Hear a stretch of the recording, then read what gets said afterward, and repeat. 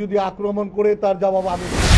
সুজালি অঞ্চল আব্দুল বিরোধী, আব্দুলের ফ্যামিলির বিরোধী, সবাই সেই বিরোধী একটা পরিবারকে নিয়ে কেন তো মাথা ঘামাচ্ছে এমএলএ সাহেব?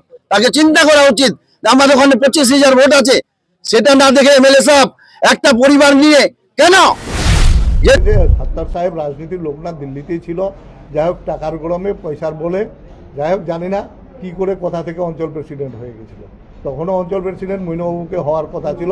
অঞ্চলের সব লিডাররাই চেয়েছিল যে মইনবাবু হোক, দলটাকে ভালোভাবে চালাতে পারতো।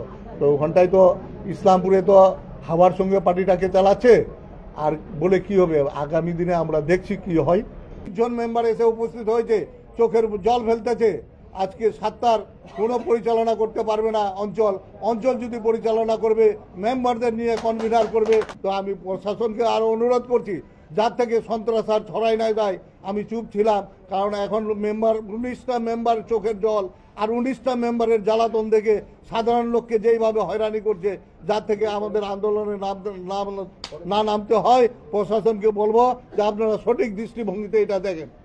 আর বিশেষ করে মেম্বারদেরকে আমি অনুরোধ করব, কনভিনার সাহেব রয়েছে, যা কাজকর্ম হবে কনভিনারের সঙ্গে পরামর্শ করে করবেন। কনভিনার যেটা বলবে সেটাই করবেন। আর কনভিনার সাহেবকেও বলবো, আমরা সঠিকভাবে, কনভিনার বাবু আপনি দীর্ঘদিনের লোক, সঠিকভাবে মেম্বার প্রধানকে পরিচালনা করে পঞ্চায়েতের কাজগুলো সুষ্ঠুভাবে করার যা কিছু হবে আমি আছি। থেকে হলো যে প্রধানকে বহিষ্কার করলাম, আমরা জেলা কমিটি জানলাম না। আমরা ব্লক কমিটির একজন প্রেসিডেন্ট হিটলারগিরি করে সাসপেন্ড করে দিল। আজকে 19টা মেম্বার ওর পক্ষে, 19টা মেম্বার বলছে সঠিকভাবে কাজ হচ্ছে। এখন এই 1.5 বছর ধরে আমাদের কাজ খারাপ হচ্ছে। আগে যা ভুল ত্রুটি করেছে, আব্দুল করেছে, তার শাস্তি পাচ্ছে। তো আজকে সাত্তার সাহেব আর জাহিদুল সাহেব যে করে গেল, জাকির সাহেব ব্লক প্রেসিডেন্টকে কনভিনার মইনবাবু বললো, বারবার বলেছে কোনো বিচার হয়নি। যদি এইগুলো হয় সঠিকভাবে লিখিত আকারে দেন, আমি এগুলো নিয়ে ব্যবস্থা নেব। সুজালি অঞ্চল আব্দুল বিরোধী, আব্দুলের ফ্যামিলির বিরোধী, সবাই সেই বিরোধী একটা পরিবারকে নিয়ে কেন তো মাথা ঘামাচ্ছে এমএলএ সাহেব? তাকে চিন্তা করা উচিত। আমাদের ওখানে 25,000 ভোট আছে, সেটা না দেখে এমএলএ সাহেব একটা পরিবার নিয়ে কেন? যে দুর্নীতি করেছে সুজালি অঞ্চলে যে দুর্নীতি করেছে, কিছু কিছু মেম্বার তার সঙ্গে যোগ্য, এবং এমএলএ সাহেবের কেউ যদি লোক যায় শুধু আব্দুলকে দেখাবে, যান ওখানে আব্দুলকে। কেন আপনি আমার বিধায়ক নয় যে একটা আব্দুলে বিচার করবে? যেটা আমরা না পারবে এখানে, সেটা বিধায়কের কাছে যাবে, সুবিচারটা আপনি করেন। কিন্তু ওই আব্দুল যে এত শোষণ করেছে সুজালির মানুষ 99%কে, সেটা আপনি বিধায়ক সাহেব দেখেনি। তখন বিধায়ক সাহেব বলছে যে এই যে নুরি বেগমকে যে বহিষ্কার করা হয়েছে ওটা উনি মানছেন না, ওনার স্বামী দোষ করেছে, কিন্তু নুরি বেগমকে কেন বহিষ্কার? দেখেন, নুরি বেগম 6 বছর ধরে প্রধানে আছে। 22-23-এ যে কাটমনি নেওয়া হচ্ছে ঘরের 1100 ঘরের টাকা, সে ফেরত করলো। 161টা ঘরের টাকা ফেরত করেছে, এখনো পর্যন্ত 1000-এর মতো টাকা ফেরত করেনি। সেটা ফেরত করে দাও এমএলএ সাহেব। আমরা তো বলছি যে এমএলএ সাহেব যতগুলা সুজালির ক্ষতি করেছে, যে নুরি বেগম, তার হাজবেন্ড পুরাতন সভাপতি আব্দুল হক, আপনি সবার টাকাটা ফেরত করে দেন।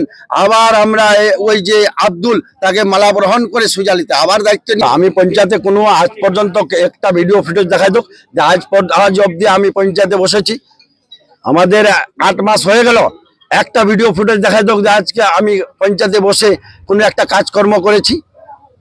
এটা সবগুলো মিথ্যা কথা। যেগুলা ওদের যে আমাদের এখানে যে কিছু মেম্বার আছে, যে যার রোজগারটা বন্ধ হয়ে গেছে, সেগুলা বলছে, সেটা আমাদের কোনো ফরক পড়ে না। আবার ওই মেম্বারগুলো আবার ফোন করছে আমাকে যে আমার ভুল হয়ে গেছে, আমি তো গিয়েছিলাম নিজের কাজের জন্য। কিন্তু ওখানে বসে যে এমএলএ সাহেব বলছে যে আব্দুল বিরোধী, আমার ধর্ণা মঞ্চে বলছি কেন? কারণ 15 মাস ধরে তো আমরা ধর্ণার কথা বলছিলাম, কিন্তু এখনো অবধি আমরা বসিনি। কিন্তু কাল থেকে আমরা ধর্ণা মঞ্চে একটা নির্দিষ্ট টাইম টেবিল তৈরি করে আজকে ধর্ণা মঞ্চ আমাদের স্টার্ট হলো।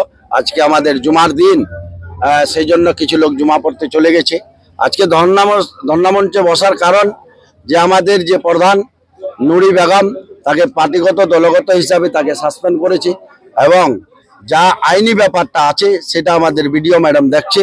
সে বিডিও ম্যাডামের কাছে আমরা অনুরোধ করছি, আমরা 1 থেকে 5 থেকে 1000 মতো কমপ্লেন ওকে দিয়েছি।